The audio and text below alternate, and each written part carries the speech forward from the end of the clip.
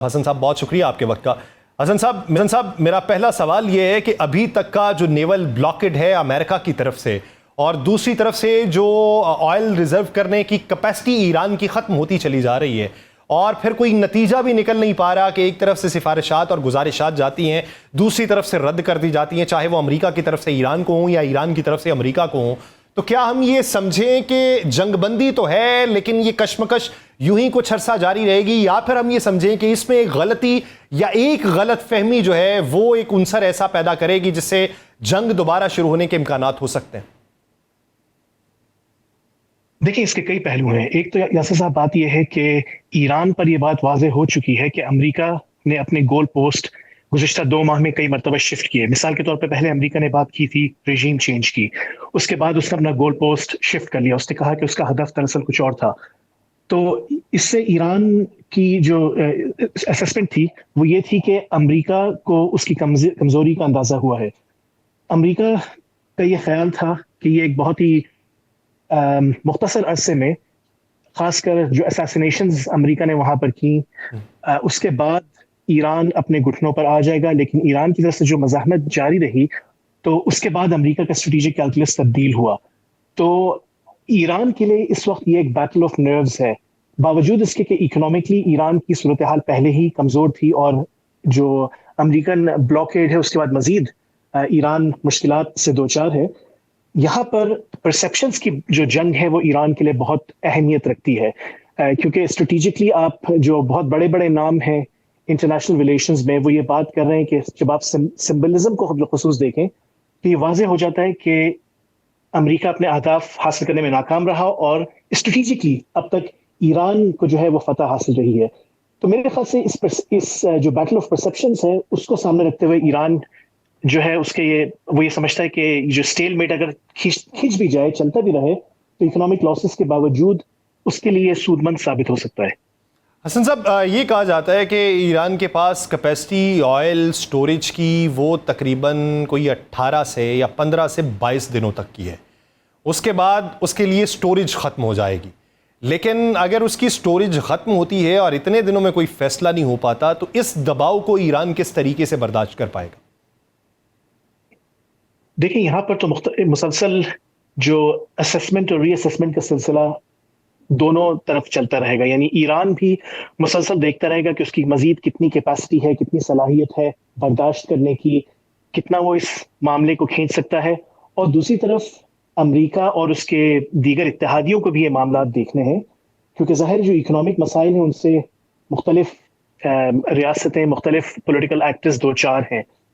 تو یہاں پر جو میں نے بیٹل آف نروز کی بات کی تھی، وہ یہاں پر جو دونوں فریق ہیں وہ یہ دیکھیں گے کہ وہ کس حد تک پش کر سکتے ہیں.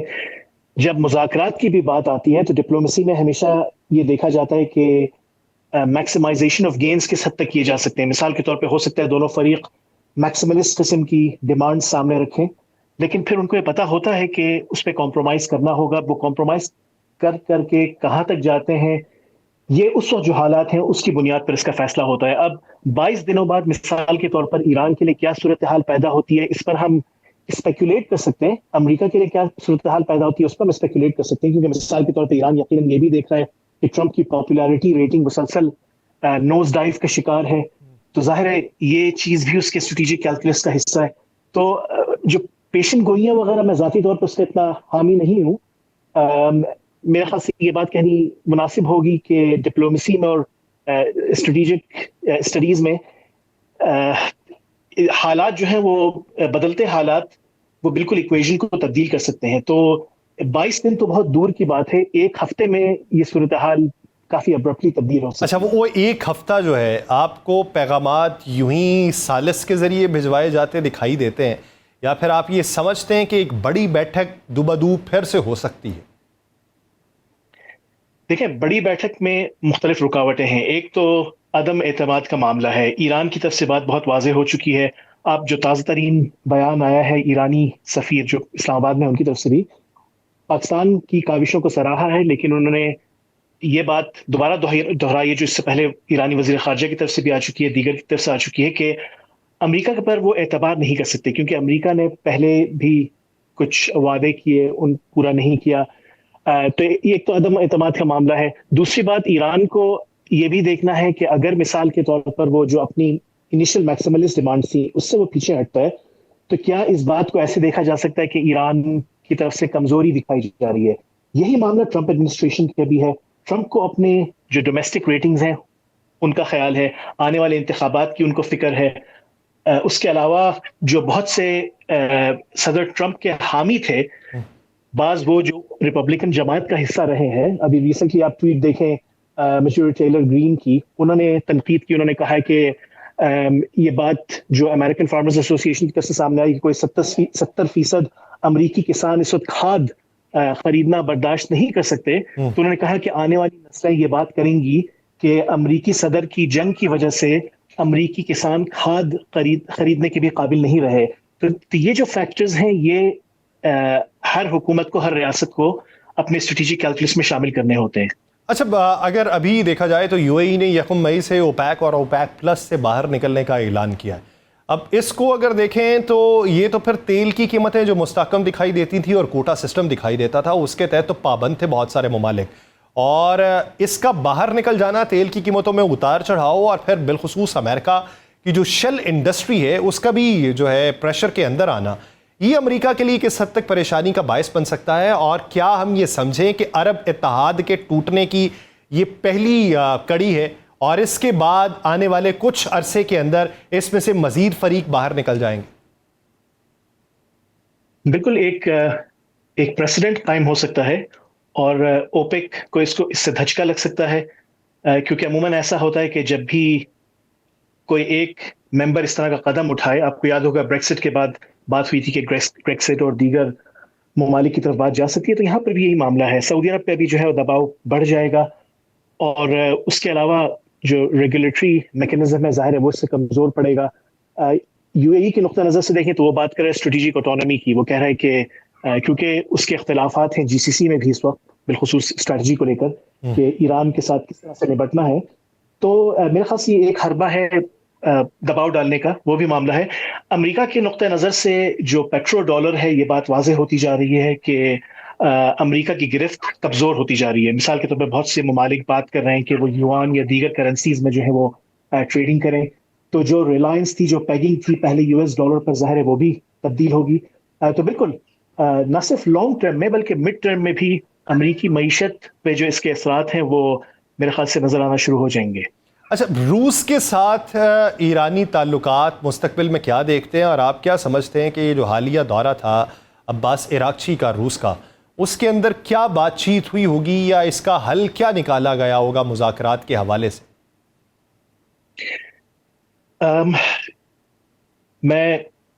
میں یہ دعویٰ نہیں کروں گا کہ یہ بات کی گئی تھی. البتہ یہ کہہ سکتے ہیں کہ وہ معاملات جو کنٹینشس تھے، جس پر ایران اور روس کی کنورجنس ہے، وہ معاملات کیا ہیں. مثال کے طور پہ یورینیم انریچمنٹ کا جو معاملہ ہے، یہ بات گردش کر رہی تھی کہ ایک پاسبلٹی یہ ہو سکتی ہے کہ جو انریچ یورینیم ہے 400-450 کلو کے قریب اس وقت، جو 60% کے قریب انریچڈ ہے، کہ کیا اس کو کہیں اور مثال کے طور پر اگر شفٹ کیا جائے، روس کا وہاں پر کیا کردار ہو سکتا ہے. تو یہ ایک پاسبلٹی ہے.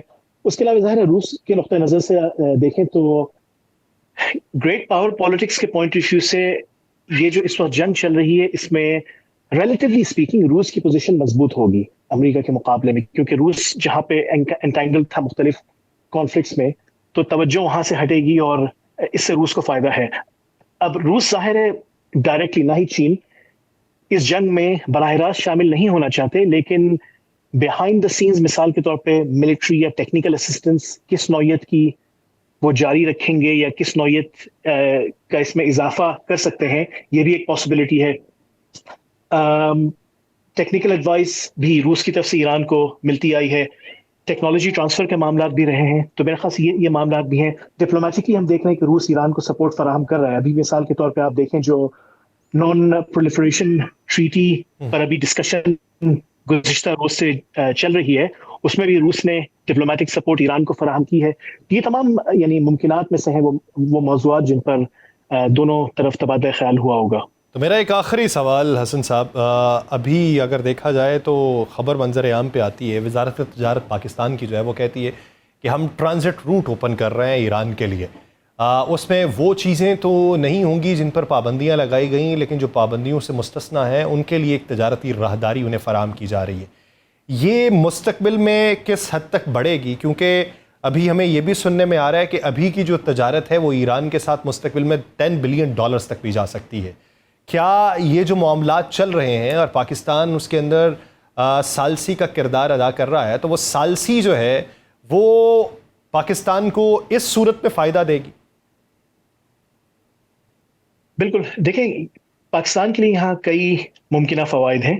ایک تو یہ کہ عموماً پڑوسی ہونے کے ناطے اور کیونکہ یہ بات ہوتی ہے کہ دو برادر اسلامی ممالک ہیں، تو اس لیے جو بعض کنٹینشس ایشوز ہیں جہاں پر اختلافات ہیں پاکستان اور ایران کے، ہم اس پر بالخصوص پاکستانی میڈیا وغیرہ میں اس پر عموماً اتنی بات نہیں ہوتی. لیکن گزشتہ 2 ماہ بالخصوص جو پاکستان نے کردار ادا کیا اس کو بہت زیادہ سراہا گیا ایرانی پارلیمنٹ میں بھی، اور جو مختلف بیانات آئے.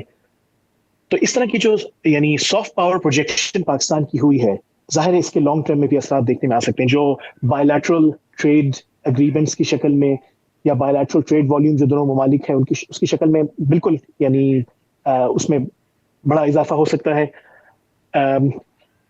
جو دیگر معاملات ہیں ان سے جڑے ہوئے، یعنی جہاں ٹرسٹ ڈیفیسٹ تھا، مثال کے طور پہ بلوچستان وغیرہ کو لے کر پاکستان کے بھی کچھ تحفظات رہے ہیں، ایران کے کردار پر ایران کے بھی کچھ تحفظات رہے ہیں.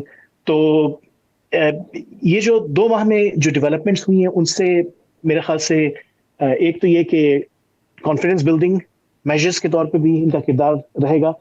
دوسری بات یہ کہ ایران کو اور پاکستان کو اس بات کا اندازہ ہے کہ ریجنل بیلنس آف پاور جو ہے وہ شفٹ ہو رہا ہے، اسٹریٹجک ری الائنمنٹ وغیرہ ہوگی.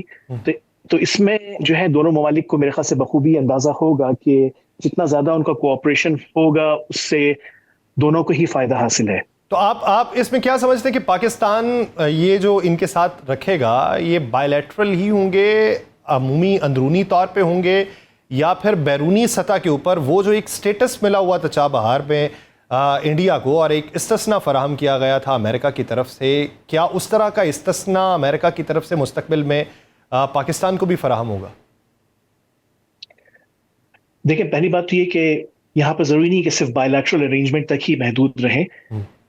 جب ایک پروجیکٹ یہ بات سامنے آتی ہے کہ ایک پروجیکٹ کامیاب ہوتا ہوا دکھائی دے رہا ہے، تو پھر جو دیگر ایکٹرز ہیں وہ بھی آتے ہیں اور وہ کوشش کرتے ہیں کہ ملٹی لیٹرل ارینجمنٹس وغیرہ ہوں. مثال کے طور پہ جب پاکستان اور سعودی عرب کی بائی لیٹرل سیکورٹی ارینجمنٹس پہ بات چل رہی تھی تو اس وقت اور ممالک تھے، مثلاً ترکی، جس نے محسوس کیا کہ یہ ایک اچھا سیکورٹی آرکیٹیکچر ہو سکتا ہے جس سے ترکی کو بھی فائدہ حاصل ہو سکتا ہے. تو اس نے بات کی کہ اس بائی لیٹرل ارینجمنٹ کو ملٹی لیٹرل بنایا جائے، ایکسپینڈ کیا جائے.